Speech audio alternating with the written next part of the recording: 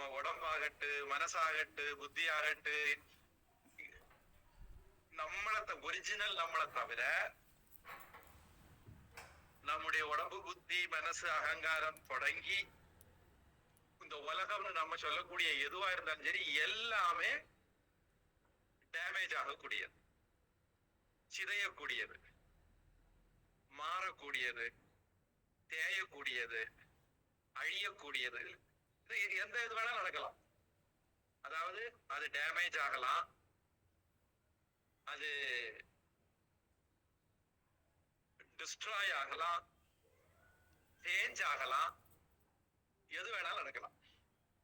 ஆத்மாவை தவிர, நம்மளை தவிர மீது எல்லாமே மாற்றத்துக்கு உட்பட்டது, நம்ம உடம்பு உட்பட. அதனால அதை ப்ரொடெக்ட் பண்றதுங்கிறது முக்கியமான விஷயம்.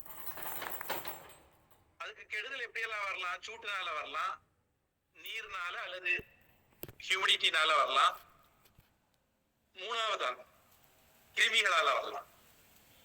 கிருமிகள் அப்படிங்கிறது இன்செக்ட்ஸா இருக்கலாம், வார்ம்ஸா இருக்கலாம், வைரஸ், பாக்டீரியா உட்பட எது வேணாலும் இருக்கலாம்.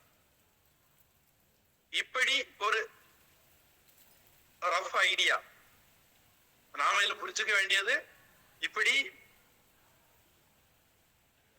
டேமேஜிங் ஃபேக்டர்ஸ் பலது இருக்கலாம். அதுல இருந்து அந்த டேமேஜை கண்ட்ரோல் பண்ணணும். அதுதான் நம்ம கிரகிக்க வேண்டிய ஐடியா. அவர் ஒரு உதாரணம்